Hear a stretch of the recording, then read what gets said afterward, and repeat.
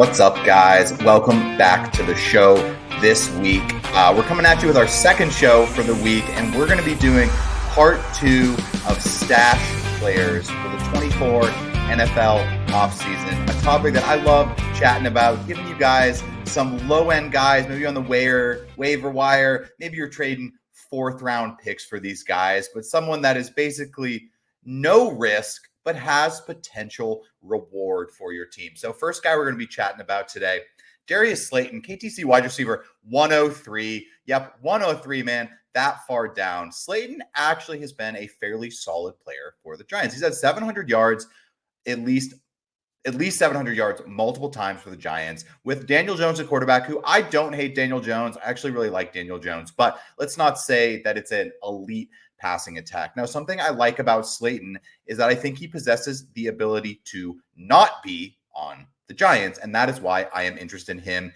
and his ability to get down the field and get deep, right? So when it comes to Darius Slayton, the reason I say that, looking at his, this is from Over the Cap, but looking at his contract, the Giants can save $6 million by cutting him pre-June 1, which is a pretty good cap savings for a team that might be drafting a wide receiver in the first round and have some other choices to be made with the big Daniel Jones contract, right? They still have Saquon Barkley they're looking at. They have some defensive players that they're also looking to see if they have to sign and keep. So the fact here is saving $6 million by cutting Darius Slayton is definitely something that could happen for the Giants. And I think if Slayton finds himself on another team in that wide receiver 3, wide receiver 2 kind of outside role, I could see him having some decent production, right? 700 yards with the Giants. I could see him getting up 800-900 yards on another team, being a wide receiver 3, wide receiver 4, and all the way down here at wide receiver 103.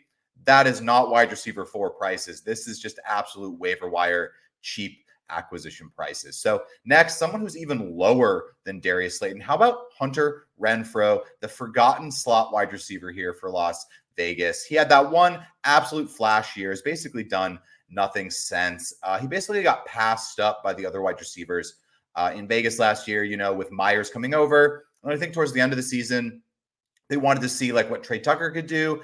So he kind of just didn't hit the field. And of course, he's not going to be playing over Devontae Adams. But same thing for Renfrow here. Looking at his contract, $8 million cap savings if he's cut this year, which makes me think that he may not be back on the team. Obviously, he has a couple of void years on this contract, but let's focus on the 24 line of this contract. So $8.2 million in cap savings. I could definitely see Renfrow being cut and find himself on another team. And if he settles into a slot role on a more productive team or with less wide receiver competition, he could kind of sneak into that wide receiver 4 numbers, kind of like a PPR play. And for wide receiver 129, right, this is what I'm talking about. I'm not saying I expect this dude to be wide receiver 30, but he's currently wide receiver 129. So it's not hard to get these guys. They may be on your waiver wire. And I'm just going to try to give you some information with these contracts that maybe you could use to your advantage. Next is going to be a tight end, Noah Fant. He's a free agent. So same thing. Fant actually had a couple good seasons in Denver. Kind of was just relegated to a bottom tier pass catcher on the Seahawks after the Russ trade. Just a lot of competition. DK, Lockett, JSN gets added. So let's see if Fant can find himself on a more productive team and maybe get some, get back to his ways of his rookie year where he actually had a decent year. And he was a super hyped prospect, coming out right after TJ Hawkinson. And he was almost the more athletic one of that class. Now I'm not going to go back to his prospect rating or anything like that, but wide receiver 20 or tight end 29, he's not very expensive. And maybe you can get him tossed into a trade and see if he lands on a new team where he's going to be a more productive player. Next, we're going to be talking about Daniel Bellinger, tight end 33.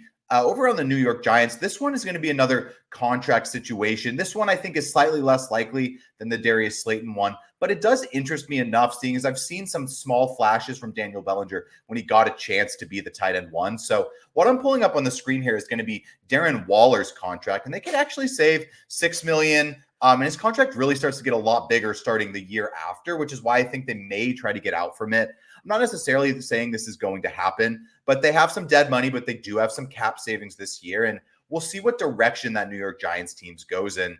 If they draft a wide receiver in the first round, it kind of could be a reason for them to let guys like Slayton and Waller go and maybe see what they have in Bellinger and Wan'Dale Robinson, et cetera. So just an interesting idea on how to use contracts to maybe help you get a slight edge on your Dynasty League, something that I personally love doing. So I'll try to do some shows like this in the future. If you guys are enjoying this kind of content, drop it down in the comments so I know if you like seeing the contract stuff, and please subscribe. Last one for the day, we're going to do Elijah Mitchell, RB60, stuck there in San Francisco.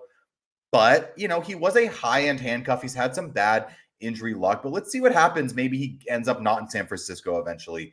Or maybe this is finally the year where he gets to play some games and McCaffrey misses some games. He is getting up there in age. I'm not going to project that, but I do think he's a pretty good player when given the ball. He's kind of just been stuck behind the league's best running back, so he hasn't really been able to show what he has besides that one rookie year where he actually did kind of pop in Shanahan's system. So hope you guys enjoyed these stash players. I was trying to go through really quick and just give you some names so you could watch this video and just go put the waiver wire claim in right away. I love stash players. If you guys have any that you are targeting, please drop them in the comments below.